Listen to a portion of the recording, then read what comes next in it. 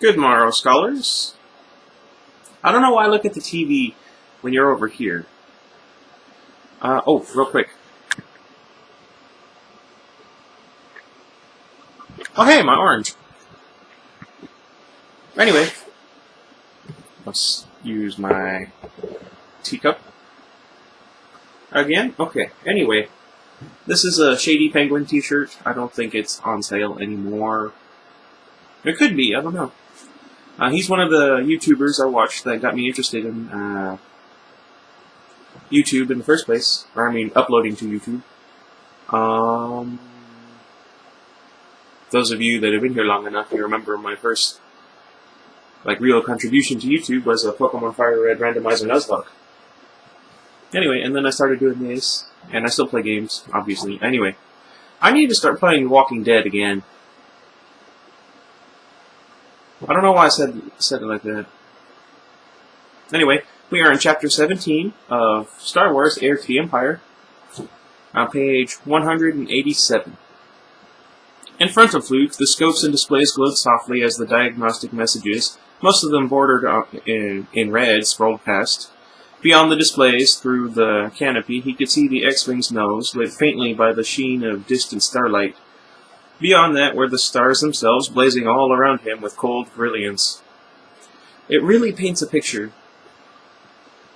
And that was all. No sun, no planets, no asteroids, no cometary bodies, no warships, transports, satellites, or probes. Nothing. He and R2 were stranded, very literally, in the middle of nowhere. The computer's diagnostic package came to an end.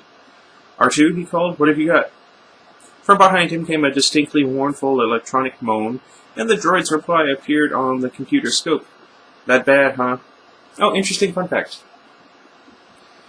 Although we see multiple characters understand droid speak, I guess astromech speak, in The Force Awakens,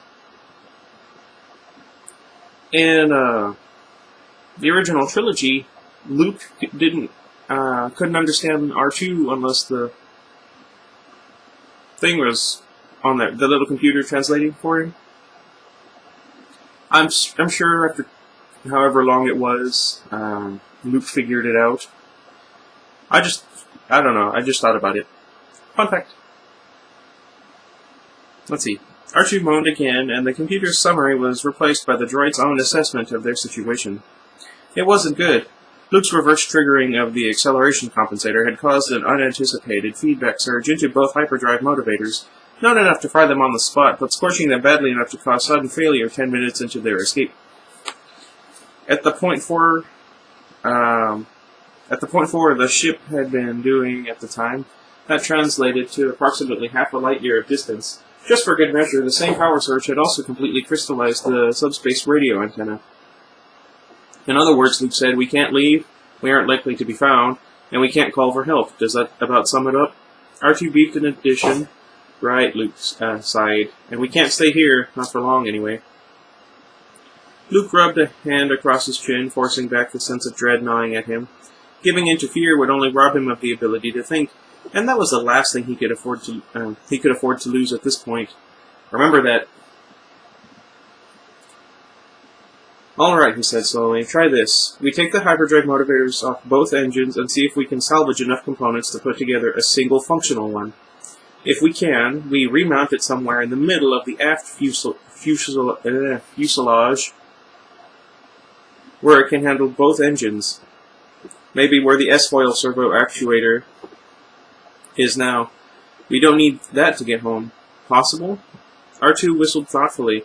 I'm not asking if it'll be easy, Luke said patiently as the droid's response came up. Just if it would be possible. Another whistle, another pessimistic message. Well, let's give it a try anyway, Luke told him, unstrapping his restraints and trying to wiggle around in the cramped confines of the cockpit. He pulled off the back of the ejection... okay, that time it is because I coughed. Ejection seat. What's wrong with me? He would be able to get into the cargo compartment and the tools stored there. R2 warbled something else. Don't worry, I'm not going to get stuck, Luke assured him, changing his mind and reaching for the in-cockpit couches instead. The gloves and helmet seals for his flight suit were stored there. It'd be just as easy at this point to gear himself for vacuum and then get into the cargo compartment through its underside hatch.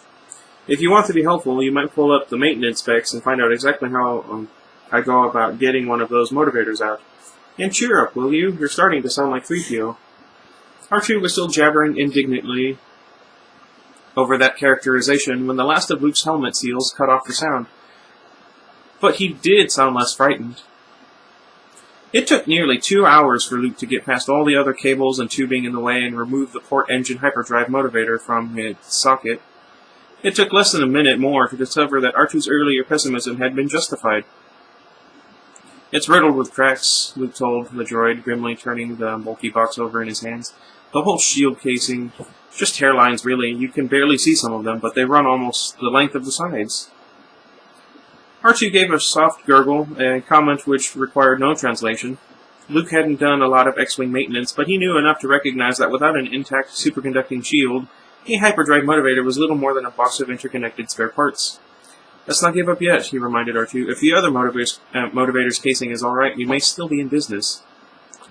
Collecting his toolkit, feeling inordinately clumsy in zero-G freefall, he made his way under the X-Wing's fuselage to board the starboard engine. I don't know. Where was I? It took only a few minutes to remove the proper access cover and tie back some of the interfering cables.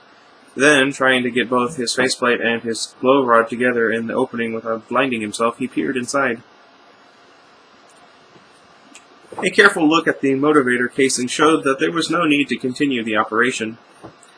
For a long moment he just hung there, one knee bumping gently against the power surge vent, wondering what in the name of the Force they were going to do now.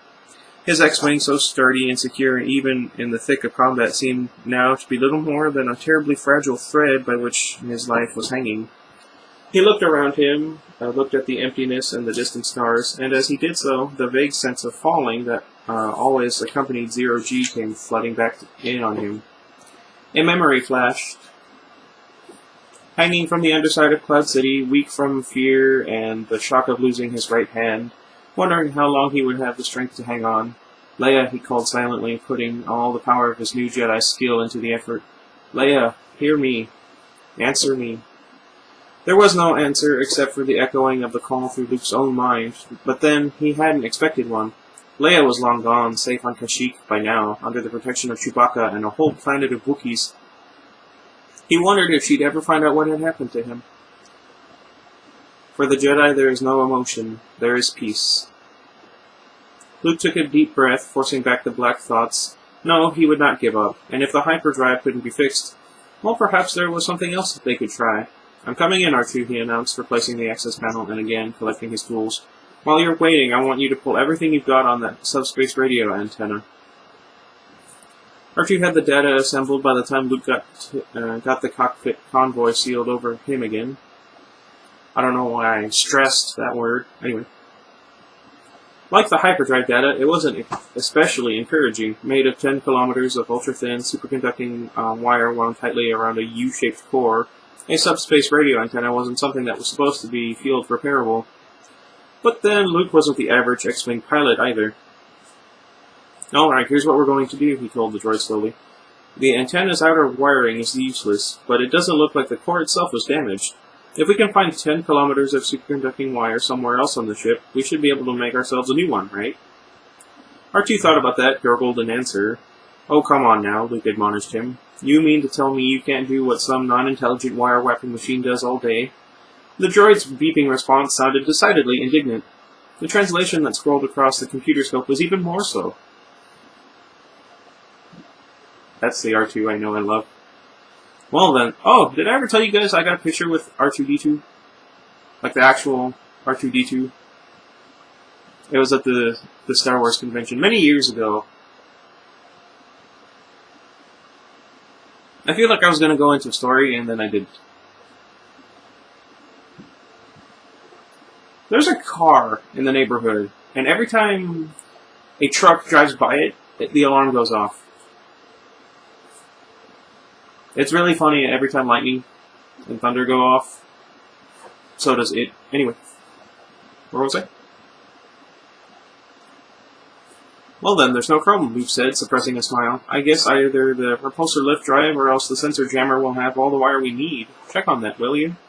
There was a pause, and R2 quietly whistled something. Yes, I know what life support's limitations are, Luke agreed. That's why you'll be the one doing all the wiring. I'm going to have to spend most of the time back in hibernation trance. Another series of whistles. Don't worry about it, Luke assured him. As long as I come up every few days for food and water, hibernation is perfectly safe. You've seen me do it 12 times, remember? Now get busy and run those checks. Neither of the two components had quite the length of wiring they needed, but after poking around a little more in the esoteric sections of his technical memory, R2 came to the conclusion that the 8 kilometers available in the sensor jammer should be adequate to create at least a low-efficiency antenna. He conceded, however, that there was no way to know for sure until they actually tried it. It was another hour's work for Luke to get the jammer and antenna out of the ship, strip the ruined wire off the core of the ladder, and move everything to the upper aft fuselage where R2's 2 graspers could reach it. Jury-rigging a framework to feed the wire and protect it from snagging took another hour, and he took another half hour more to watch the operation from inside to make sure it was going smoothly. At which point there was nothing left for him to do. Now don't forget, he warned the droid as he settled himself in as comfortably into his cockpit seat as he could. If anything goes wrong, or you even think something's about to go wrong, you go ahead and wake me up. Got that? R2 whistled his assurances. All right, Luke said, more to himself than to the droid. I guess this is it then. He took a deep breath, letting his gaze sweep one last time across the starry sky. If this didn't work. But there's no point worrying about that now. He'd done all he could for the moment. It was time now for him to draw upon inner peace and to entrust his fate to R2. To R2 and to the Force. He took another deep breath. Leia, he called, uselessly one last time. Then, turning his mind and thoughts inward, he began to slow his heart. The last thing he remembered before the darkness took him was the odd sense that someone, somewhere, had in fact heard that final call. Leia jerked awake. Luke, she called, propping herself up on one elbow and peering into the dimness surrounding her. She could have sworn she'd heard his voice, or perhaps the touch of his mind. But there was no one. Nothing but the cramped space of the Lady Luck's main cabin and the pounding of her own heart and the familiar background sounds of a ship in flight. And 12 meters away in the cockpit, the unmistakable sense of Chewbacca's presence. As she woke further, she remembered that Luke was hundreds of light years away. It must have been a dream. With a sigh, she lay back down, but even as she did so, she heard the subtle change in sound and vibration pattern as the main sublight drive shut down and the repulsor lift kicked in. Listening closer, she could hear the faint sound of air rushing past the hull. Slightly ahead of schedule, they were coming into Kashyyyk. Did you know that Return of the Jedi, Endor was originally going to be Kashyyyk, but George Lucas decided that since Chewbacca could use a bowcaster, the Wookiees weren't technologically inferior enough to the Imperials to make it as interesting. The whole underdog thing. Anyway, would you have preferred seeing Kashyyyk to the Ewoks, on Endor? Oh, another little tidbit. In The Force Awakens, on Starkiller Base, I won't go into too much detail in case you guys still haven't seen the movie, but did you know that the First Order wiped out all intelligent life on the planet just in case? Anyway. Where was I? Oh, she got out of bed and found her clothes, feeling her quiet misgivings gnawing with renewed force, as she got dressed. Han and Chewbacca could make all the reassuring noises they wanted, but she'd read the diplomatic reports, and she knew full well how strong the undercurrent of resentment was that the Wookiees still harbored toward humans. Whether her status as a member of the New Republic hierarchy would make up for that was, in her view, entirely problematical. What? Is that a word? Especially given her chronic difficulty in understanding their language. The thought made her wince, and not for the first time since leaving Naklon. She'd wish she'd had Lando use some other droid for his little voice-matching trick. Having 3PO and his 7 million language translator along would have been would have made this whole thing much less awkward. Yes, but imagine if I were there. It would be way worse. Did you know that my mom calls me Sasquatch?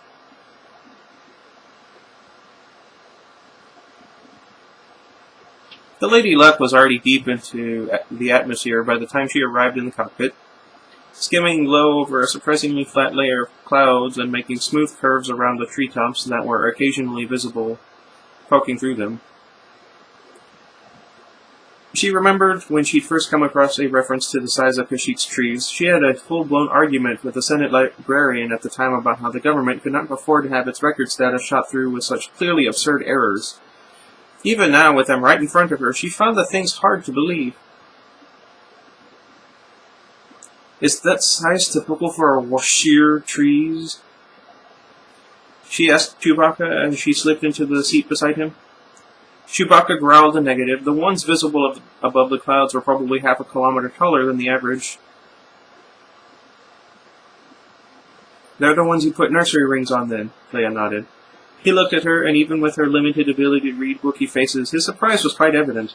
Don't look so shocked, she admonished him with a smile. Some of us humans know a little bit about Wookie culture. We aren't all ignorant savages, you know. I like that, because you would think after everything it would be the other way around. Especially with the Empire, and then the First Order, and even how she referred to Chewbacca as a walking carpet in the first movie. For a moment, he just stared at her.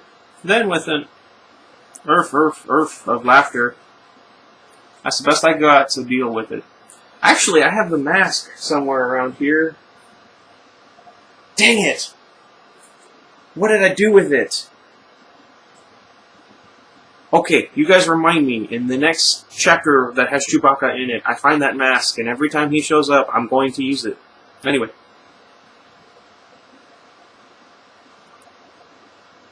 He turned back to the controls. Ahead and to the right, a tighter group of the extra-tall Washir trees had come into view. Chewbacca turned the Lady Luck toward it, and within a few minutes they were close enough for Leia to see the network of cables or thin branches linking them together just above the cloud height. What? Chewbacca circled the ship partway around, bringing it within the perimeter, and then, with just a growl of warning, dropped sharply down into the clouds. Leia grimaced. She never really liked flying blind, especially in an area crowded with obstacles the size of Washir trees. But almost before the Lady Luck was completely enveloped by the thick white fog, they were clear of it again. Immediately below them was another cloud layer. Chewbacca dropped them into that one too, and drove through it to clear air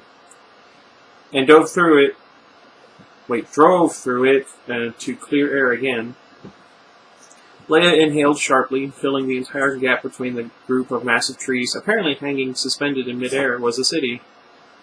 Not just a collection of primitive huts and fires like the Ewok tree villages on Endor. This was a real, genuine city. I say genuine.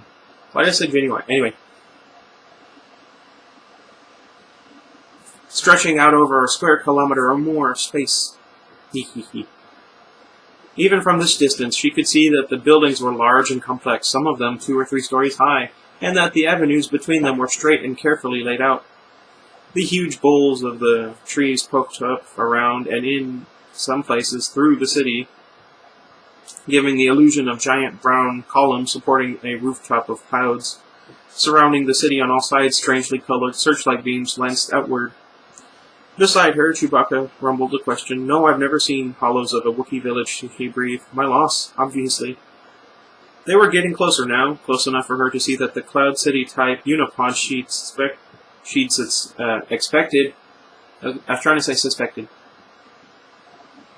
was nowhere to be seen. For that matter, there was no support of any kind visible. Was the whole city being held up by repulsor lifts? Do I have a lisp?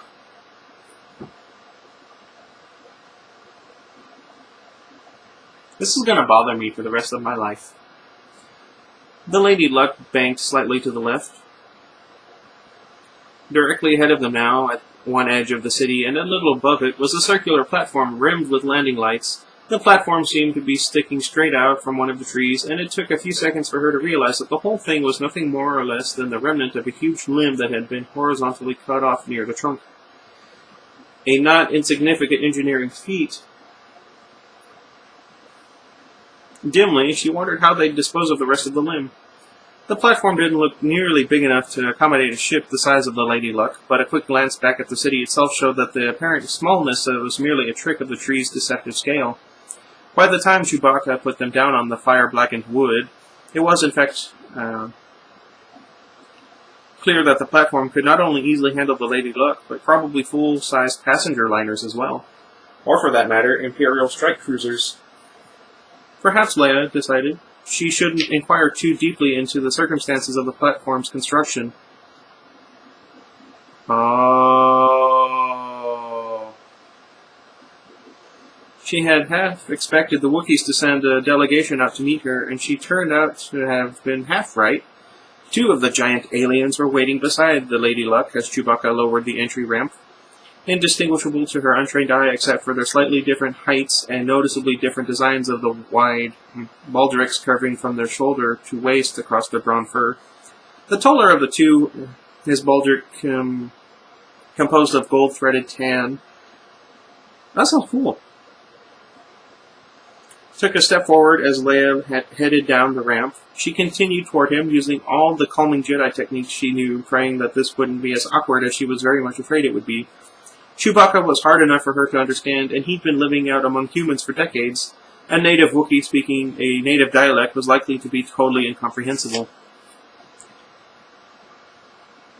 The tall Wookiee bowed his head slightly and opened his mouth. Leia braced herself. "I to you, Leia Organa Solo, bring greetings," he roared. "I to... That's the best I've got. Bring greetings. Welcome you." Leia felt her jaw drop in astonishment. Thank you, she managed. I am honored to be here. "As we, by your presence, are honored," he growled politely. "I am Ral Ra Cheen. You might find it easier to call me Ral Ra. It's a double R, but I can't do it. My mother is ashamed of me." "I'm honored to meet you," Leia nodded, still feeling a little dazed by it all. Apart from the odd, extended growling of his final R sounds, Ral Ra's Wookiee speech was perfectly understandable. Listening to him, in fact, it was as if all the static she'd always had to plow through was suddenly cleared away. She could feel her face warming, and hoped her surprise didn't show. Apparently it did. Beside her, Chewbacca was earthing quietly again. "Let me guess," she suggested, dryly looking up at him. "You've had a speech impediment all these years and never thought to mention it to me?" Chewbacca laughed even louder. "Chewbacca speaks most excellently," Ral Ra told her. "It is I who has a speech impediment. Strangely, it is the kind of trouble that humans find easier to understand."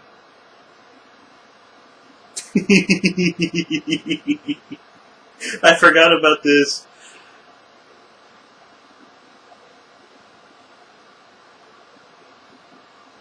I should have done it in a growly voice. Oh well. "I see," Leia said, though she didn't entirely. "Were you an ambassador, then?" Abruptly, the air around her seemed to grow chilly. "I was a slave to the Empire," Ral Ra growled softly, "as was Chewbacca also, before Han Solo. They say it as one word. Freed him. My captors found me useful to speak with the other Wookiee slaves." Leia shivered. "I'm sorry," was all she could think to say. "You must not be," he insisted. "My role gave me much information about the Empire's forces, information that proved useful when your alliance freed us." Abruptly, Leia realized that Chewbacca was no longer standing at her side. To her shock, she saw that he was locked in a death grip with the other Wookiee, his bowcaster strapped uselessly against his shoulder by the other's massive arm. "Chewie!" she snapped, hand dropping to the blaster she belted at her side. She'd barely gotten a hold of it, though, before Ral Ra's shaggy hand landed in an iron grip on top of hers. "Do not disturb them," the Wookiee told her firmly. "Chewbacca and the Salporin have been friends since childhood and have not seen each other in many years. Their greeting must not be interrupted." "Sorry," Leia murmured, dropping her hand to her side and feeling like an idiot. "I feel like that all the time." "Chewbacca said in his message that you require sanctuary," Ral Ra continued, perhaps recognizing her embarrassment. Come, I will show you the preparations we have made. Leia's eyes flicked to Chewbacca and Salkoran, still clinging to each other. Perhaps we should wait for the others, she suggested a little uncertainly. Certainly. Let's see. There will be no danger. Ra drew himself up to his full height. Leia Organa Solo, you must understand, without you and your people, many of us would still be slaves to the Empire. Slaves or dead at their hand. To you and your Republic we owe a life debt. And if you know anything about Wookiees, you know how serious a life debt is. Thank you, Leia said, feeling the last bit of residual tension draining away. There was a great deal about Wookie culture and psychology that was still opaque to her, but the life debt, at least, she understood very well. Ra had formally committed himself to her safety now. That commitment backed up by Wookie honor, tenacity, and raw strength. Come, Ra growled, gesturing toward what looked like an open cage lift car at the edge of the platform. We will go to the village. Certainly, Leia said. That reminds me, I was going to ask how you keep the village in place. Do you use repulsor lifts? Come, Ra said. I will show you. The village was not, in fact, being held up by repulsor lifts, nor with unipods, tractor anchor lines, or any other clever scheme of modern technology, which made it all the more sobering for Leia to realize that the Wookiees' method was, in its own way, more sophisticated than any of them. The village was held up by branches. It was a great task, a village of this size, to build, Ra told her, waving a massive hand upward at the lattice work above them. Many of the branches at the level desired were removed. Those which remained then grew stronger and faster. It looks almost like a giant spider web, Leia commented, peering from the lift car at the underside of the village and trying not to think about the kilometers of empty space directly beneath them. How did you mesh them together like that? We did not. Their own growth, they are a unity. Leia blinked. Excuse me? They have grown together, Ra explained. When two or sheer branches meet, they grow into one. Together, then they sprout new branches in all directions. He growled something under his breath, a word or phrase for which Leia had no translation. It is a living reminder of the unity and strength of the Wookiee people, he added almost to himself. Leia nodded silently. It was also, she realized, a strong indication that all Washir trees in this bunch were a single giant plant, with a unified or at least an intermixed root system. Did the Wookiees realize that, or had their obvious reverence for the trees forbidden such thinking and research? Not that curiosity would help them all that much in this case. Dropping her gaze, she peered down into the hazy dimness beneath the lift car. Somewhere down there were the shorter Washirs and hundreds of other types of trees that made up the vast jungles of Kashyyyk. Several different arboreal ecosystems were reputed to exist in the jungle, arranged in roughly horizontal layers descending toward the ground, each layer more deadly than the one above. She didn't know whether the Wookiees had ever even made it all the way down to the surface. It was for sure that no one who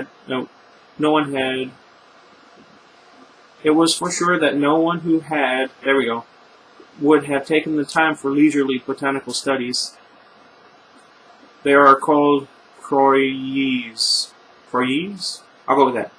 Ra said. Leia blinked at the odd non sequitur. Sequitur? Let me know what you say. But even as she opened her mouth to ask what he was talking about, she spotted the double wedge of birds flying swiftly through the sky beneath them. Those birds, she asked? Yes, once they were a prized food to the Wookiee people. Now even the poor may eat them. He pointed toward the edge of the village above them, to the haze of light coming from the searchlights she'd seen during their approach. Croyes will come to those lights, he explained. Hunters there await them. Leia nodded, understanding. She'd seen visual lures of varying degrees of sophistication used to track food animals on other worlds. Don't all those clouds interfere with their effectiveness, though? The clouds work, through the clouds they work best, Ra said. The clouds spread the light. A Croyes will see it from great distances and come. That's interesting. As he spoke, the double wedge of birds banked sharply, climbing toward the clouds overhead, and the lights flying against them. Even so, you see, tonight we shall perhaps dine on one of them. I'd like that, she said. I remember Chewie saying once that they were delicious. Then we must return to the village, Ra said, touching the lift car's controls. With a creak of the cable, it started upward. We had hoped to shelter you in one of the more luxurious homes, he commented as they started upward, but Chewbacca would not allow it. He gestured, and for the first time Leia noticed the homes built directly into the tree beside them. Some of them were multi-storied and quite elaborate. All of them seemed to open up directly onto empty space. Chewbacca understands my preferences, she told Ra, suppressing a shiver. I was wondering why the lift car went this far down past the village proper. The lift car is used mainly for cargo, transportation, or the ill.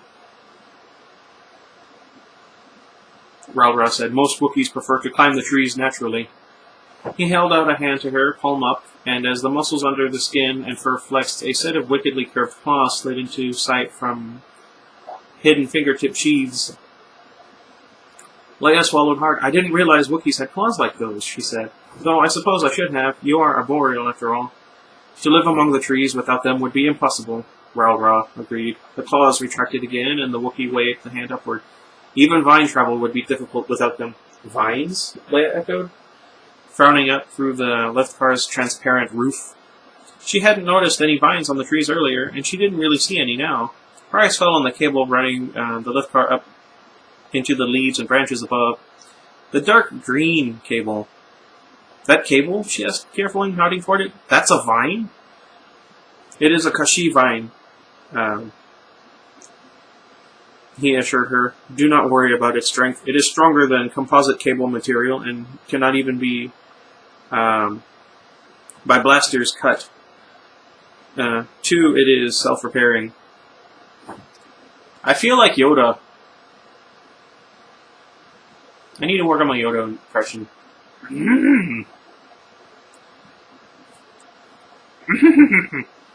I don't know.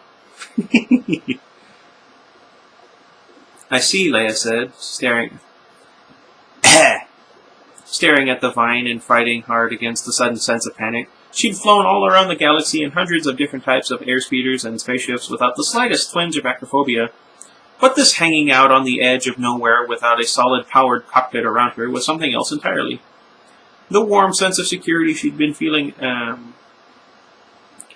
at being on Kashyyyk was starting to evaporate.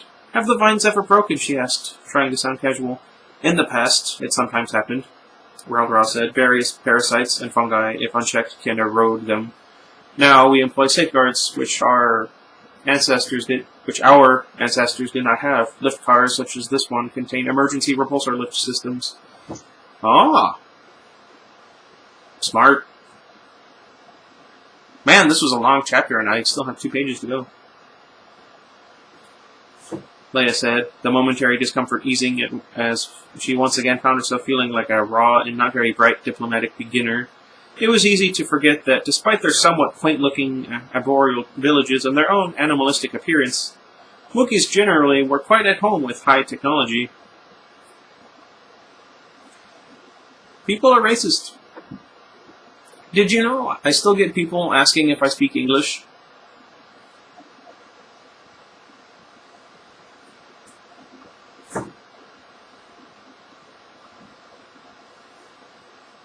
Let's see.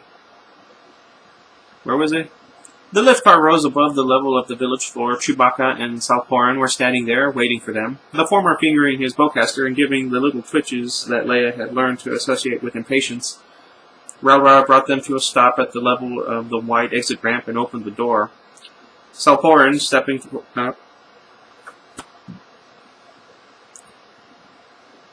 forward as he did so to offer Leia his hand in assistance. We have made arrangements for you and Chewbacca to stay in Salporan's home, Ra said as they stepped out onto the relatively solid ground again. It is not far. There are transports available if you wish. Leia looked out across the nearest parts of the village. She wanted very much to walk, to get out among the people and start getting the feel of the place. But after all the effort they put into sneaking her onto Kashyyyk in the first place, parading herself in front of the whole population would probably not be the smartest thing to do. But if you're attacked, the more people who like you, the more people you have fighting for you. And I have, no loyal friends at work anymore. Why do I get depressing? I wasn't wiping away a tear, it was itchy. And no, that wasn't suspiciously specific denial. I wonder if you guys can hear me. Anyway, I keep getting distracted. Where was I?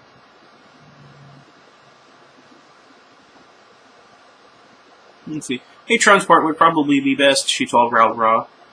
Chewbacca growled something as they came up to him. She wished to see the village's structure. Ra told him, "We are now ready to go." Chewbacca gave another growl of displeasure, but returned his bowcaster to his shoulder and strode off without further comment toward a repulsor sled parked at the side of the road, perhaps 20 meters away. Ra and Leia followed, with Salporan bringing up the rear. The houses and other buildings began right at the edge of the matted branches. Leia had already noted, without anything more substantial than a few twisted Kashyyyk vines between them and the empty space. Ra had implied that the homes clinging to the trees themselves were more prestigious ones. Perhaps those here at the edge belonged to the upper middle class. Idly, she looked at the nearest of them, glancing into the windows as they passed. A face moved into view in the shadows behind one of them, catching her eye. "Chewie!" she gasped. Even as her hand darted for her blaster, the face vanished, but there was no mistaking the bulging eyes and protruding jaw and steel-gray skin. Chewbacca was at her side in an instant, bowcaster in hand. "One of those creatures who attacked us on Vimasari is in there," she told them, reaching out with all the Jedi sense she could muster. "Nothing." "At that window," she added, pointing with her blaster. "He was right there." Chewbacca barked an order, sliding his massive bulk between Leia and the house, easing her slowly backwards, his bowcaster weaving back and forth across the structure in a covering pattern.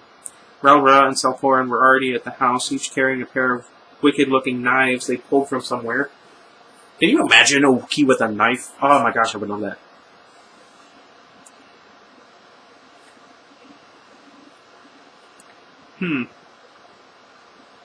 Where was I? They took up flanking positions beside the front door, and with a brilliant flash from his bowcaster, Chewbacca shot the door in.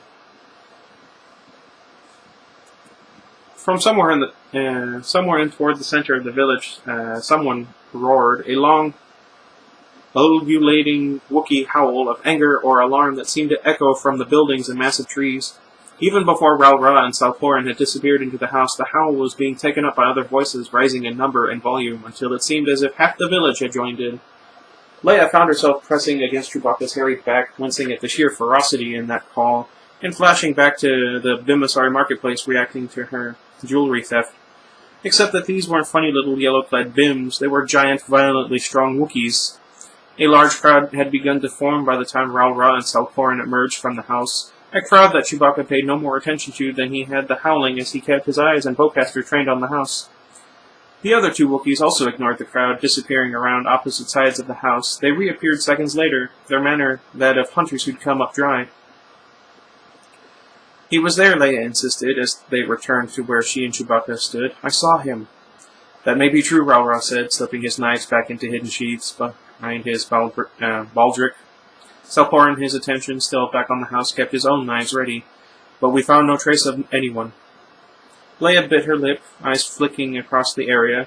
There were no other houses near enough for the alien to have crossed to without her and Chewbacca seeing him.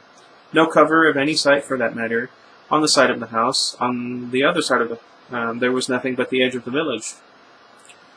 He went over the edge, she realized suddenly. He must have either worked his way under the village with climbing gear or else met a craft hovering down below.